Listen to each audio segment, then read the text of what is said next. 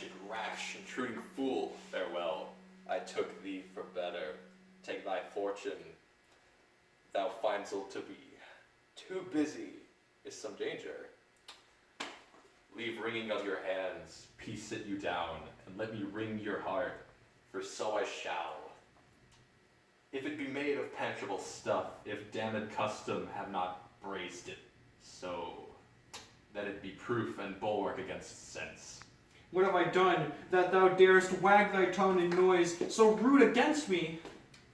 Such an act that blurs the grace and blush of modesty, calls virtue hypocrite, takes off the rose from the fair forehead of an innocent love and sets a blister there, makes marriage vows as false as dicers, oaths.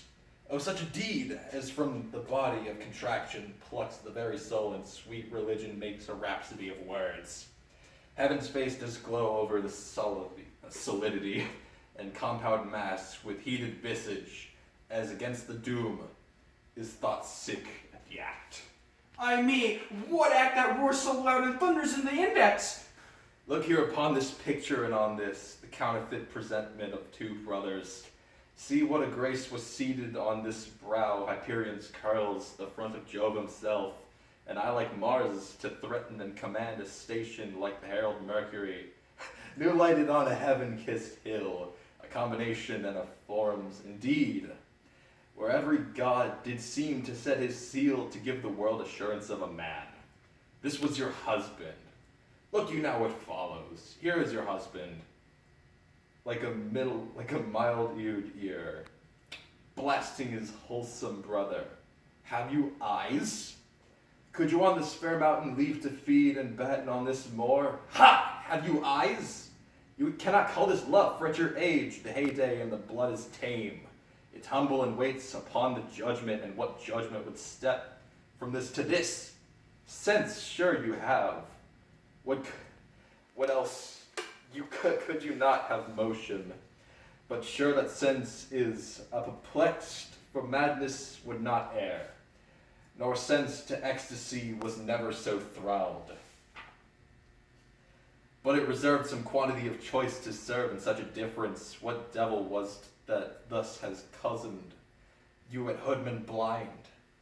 Eyes without feeling, feeling without sight, ears without hands or eyes, smelling sans all, or but a sickly part of one true sense could not so mope. O shame, where's thy blush, rebellious hell? If thou canst the tin in a matron's bones, to flaming youth let virtue be as wax and melt in her own fire. Proclaim no shame when the compulsive ardor gives the charge, since frost itself as actively doth burn, and reason panders will. Oh, Hamlet, speak no more. Thou hast turned my eyes into my very soul, and there I see such black and gray spots as will not leave their tint. Nay, but to live in the rank sweat of an enseamed bed, stewed in corruption, honeying and making love over the nasty sty. Oh, speak to me no more. Those words like daggers enter my ears. No more, sweet Hamlet. A murderer and a villain, a slave that is not 20th part the teeth of your precedent lord, a vice of kings, a cut purse of the empire and the rule, that from a shelf the precious diadem stole and put it in his pocket. No more! A king of shreds and patches,